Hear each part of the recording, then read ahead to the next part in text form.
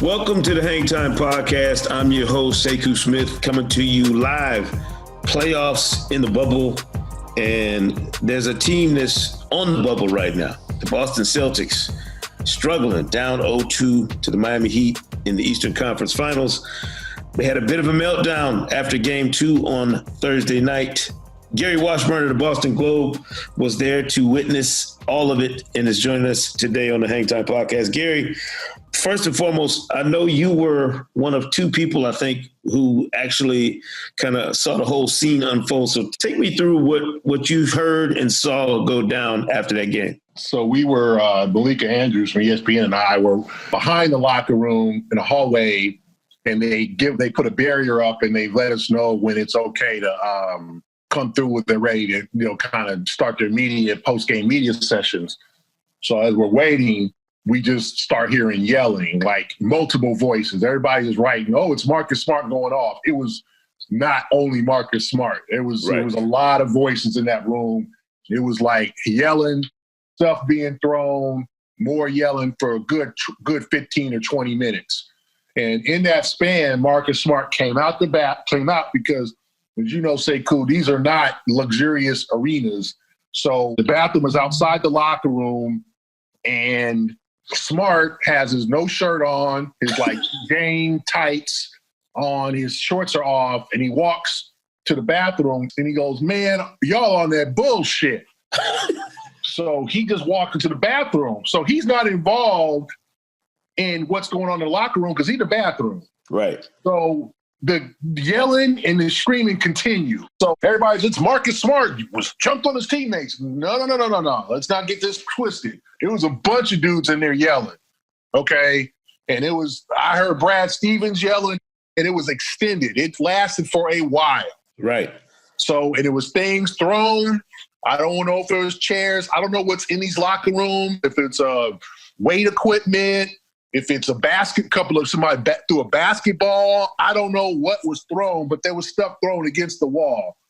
I mean, I ain't the smartest guy in the world, but I know when some stuff's going on. I done seen enough altercations and stuff and things going down to know when somebody is throwing it down or about to maybe needs to be separated. I can't say they were fighting. I don't want to ever put that out there. Right. But there were definitely some loud altercations in terms of arguments going on by multiple people.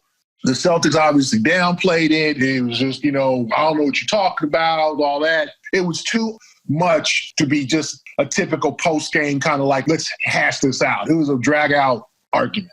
Okay, well, let's listen to the reactions that the players had afterwards. And Brad Stevens talked about, certainly it was an emotional scene in the locker room. Guys were upset. But let's listen to Jaylen Brown, Jason Tatum, and Kemba Walker describe what they felt went on. Guys, there were reports of yelling in the locker rooms and things being thrown. Marcus obviously exited emotional. Can you just kind of speak to that scene or describe what it was like? He plays with passion. He's full of fire. And that's what I love about him most, to be honest. He has that desire and that will, and we need him to continue to have that, for who we are. And who Marcus is, I love him for it. So we got to get ready to come back, take that same fire, and add it to Game 3. What happened after the game? Was that necessary? Did y'all need to get that out?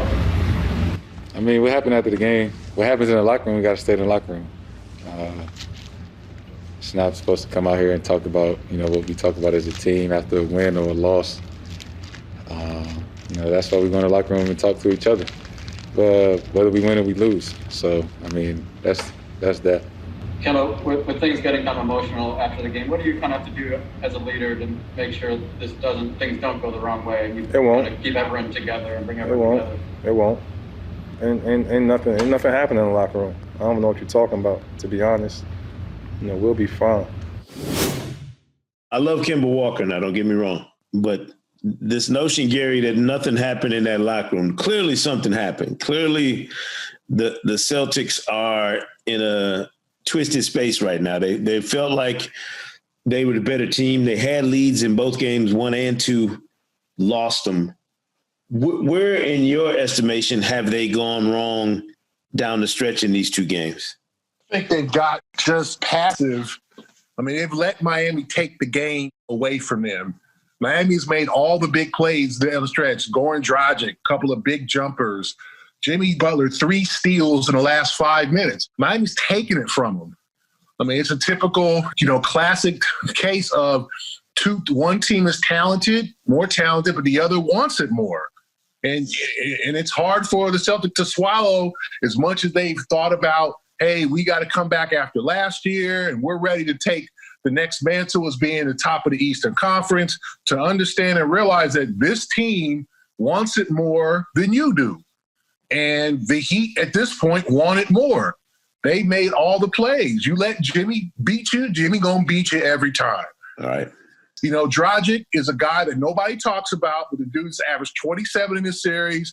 He had some big shots. He had, a step back 25-footer, the jump, he is hitting big shots. They are stepping up to the moment, and the Celtics aren't. The Celtics can't figure out the zone. They don't know how to play with a lead. They're not moving the ball like they should. They let Bam Adebayo look like Shaq in the third quarter. I mean, you can't, this can't happen if you're trying to win a playoff series, man. This is just unacceptable. It's embarrassing for them when the team at this level, Sekou, runs the same play repeatedly, and you can't stop it. And Adebayo's a great young player, but you can't. I mean, it was ridiculous. He got every shot at the rim. You can't, where's your rotation? Where is the help? What can you do to stop this? Where are the adjustments? That's on Brad Stevens. Brad Stevens sat there and let this happen for 9 minutes in the third quarter. You're losing the game here. And so the Celtics are a mess right now. And can they get it together in the next 32 hours? We'll see. Yeah. They got to figure some things out, because Miami's listen, we don't think you can beat us. I don't care how much you're up. We think we can come back and beat you. And that's been the case. The Celtics dominated. They're up 60-43. What happens? They don't score for the last 2.5 minutes of the first half. Miami cuts it to 13. 13 in the NBA is nothing. So suddenly Miami goes ham on them in the third quarter. And the Celtics won 3 of the 4 quarters yesterday, in the game 2. I mean, they even won the fourth quarter, and they lost the game. They're frustrated. This is a similar blueprint to what we saw in the conference semifinals with the last 3 games between the Clippers and the Nuggets, where one team is clearly more talented, or at least thinks they're more talented. The other team wins crunch time and ultimately wins the series. It'll be interesting to see if we have a similar scenario with the Heat and the Celtics in the Eastern Conference Finals. If they can't figure it out, if they can't continue to make the right adjustments to counteract what Miami's doing, Gary, what's the lasting effect of the Celtics going out in this round, whether it's, however many games, 4, 5, 6, whatever? What will be the fallout from this Celtics team not surviving this round of the playoffs? It would be damaging to the reputation of Brad Stevens and the organization. I still think they realize that they have the talent to be a contender next year, but they got flaws. They don't have an Adebayo. They don't have a center who can defend, and they can throw Robert Williams out there maybe for game 3. We'll see what happens there.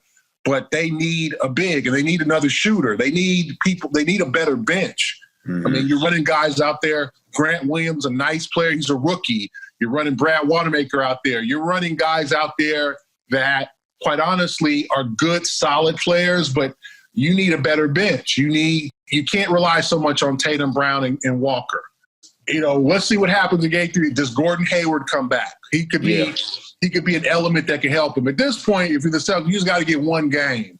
You got to feel better about yourselves. You got to try to muck up the series, turn it 2-1, 2-2, and then turn around and make it a best of 3 like Toronto did to them, where Toronto flipped the script and suddenly it went 7. Yeah. That's your best and only hope. I don't know how they can do it. Miami's playing great now. If you're the Celtics, you got to kind of figure, okay, is Miami due for a clunker? Are they due for a game that don't play well? Every team has that game. We're going to find out. Miami is 10-1 in this playoffs. 10-1. They haven't. The game they lost was when Middleton went crazy in the fourth quarter and overtime and kind of took it from them. So if you're the Celtics, you got to hope that Miami has a clunker and that you can sneak one and maybe try to even the series. But the Celtics got to do something to feel good about themselves and know how to finish these games. And honestly, Sekou, learn how to play against the zone. I mean, yeah. Teams play zone in AAU. They play zone in college.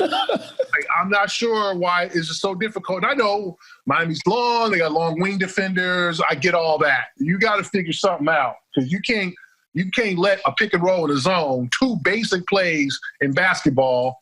You can't let that get you. I mean, that's been the difference. Yeah, well, it's definitely been the difference through two games. I hope somebody is making pancakes at that team meeting today. No practice, no availability for the Celtics today, but they said they will have a team meeting. So it's going to stay internal after the fireworks in the postgame locker room after game two. Gary Washburn of the Boston Globe joined us here on the Hang Time Podcast, Playoffs in the Bubble. G. Wash, I appreciate it. I'll see you on the circuit, man. I know you'll be out there getting your workout on the day. You know I'm be on my bike, so maybe the Celtics will have something resolved by then. Yeah, and stay cool. Once again, give Red his bike back, man. Give Red his bike back, Debo. Tell your listeners about that. We're not sharing any details of what goes on in the bubble until we get that tell-all memoir when we get out of here, Gary. I'm telling you. We're all going to collaborate. Got you. Appreciate you, man. All right, thanks.